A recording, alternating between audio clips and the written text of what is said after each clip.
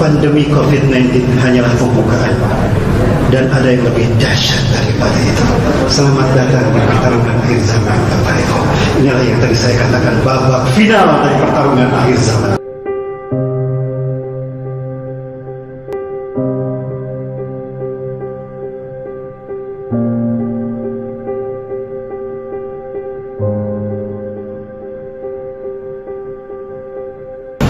Ya, subhanallah. Maksudnya Allah. Dia berkata, kan Allah bertanya pada Jazil ketika dia tidak mau sujud kan, ma mana'aka an tasjuda li Adam idh amartuk? Apa yang menghalangi kau untuk sujud pada Adam ketika aku perintahkan?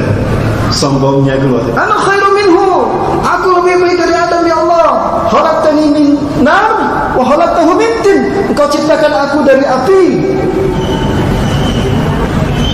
dan engkau ciptakan Adam dari tanah. Aku lebih baik dari dia. Nah, sombong kan?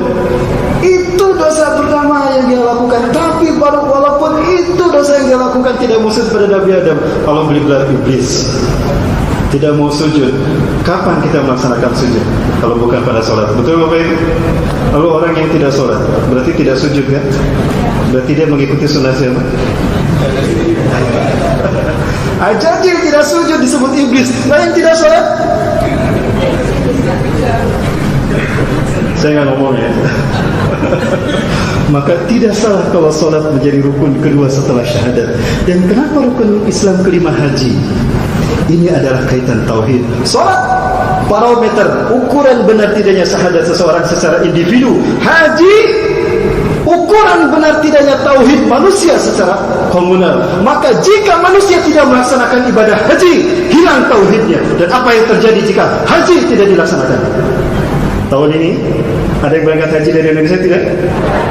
Allah berhasil apa yang diinginkan oleh iblis dan dajjal. Konspirasi. Tauhid Bapak Ibu. Inilah pertarungan akhir zaman. Unik Bapak Ibu ya.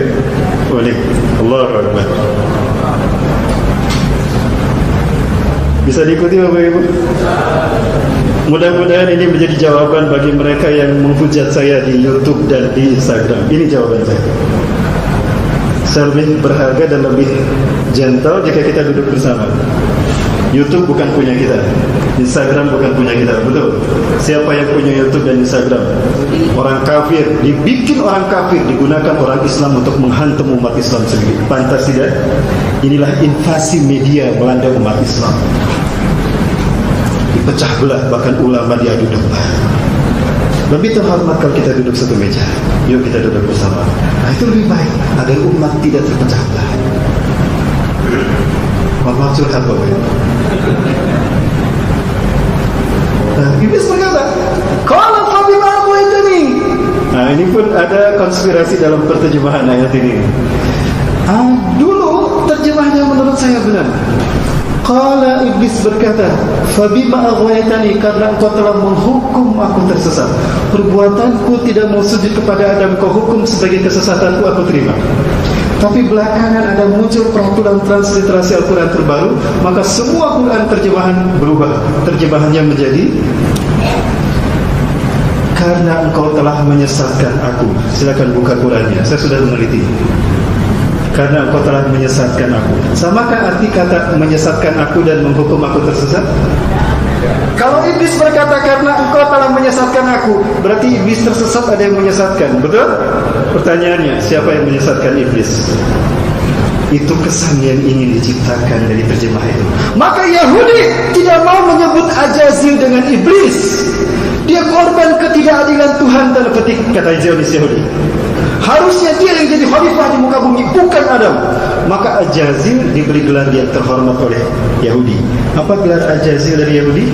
Lucifer. Pernah mendengar Lucifer? Pengikutnya disebut Luciferia. Itulah yang berada di balik pandemi COVID-19 hari ini. Mereka mendapatkan keuntungan masif. Surat utang keluar dari setiap negara karena tanda petik tidak bisa menangani COVID-19, maka utang. Yang dapat untungnya siapa? Tadi orang yang saya sebutkan. Nah, ini yang punya ini.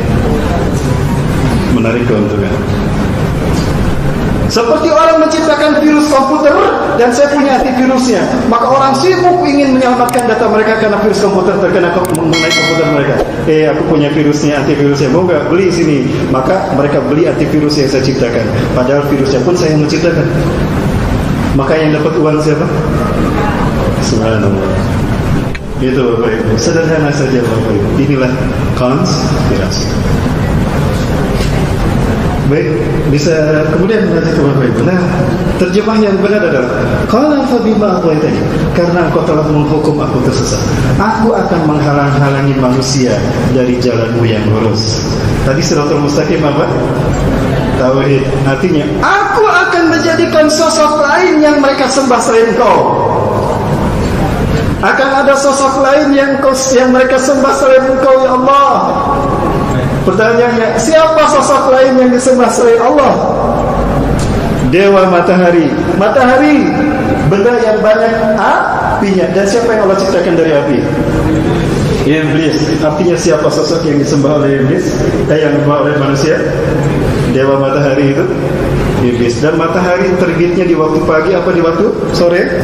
Inilah momentum dihancurkannya WTC. WTC dihancurkan itu merupakan bentuk human sacrifices untuk the God who's waiting. Pengorbanan pengucuran darah untuk Tuhan yang ditunggu-tunggu.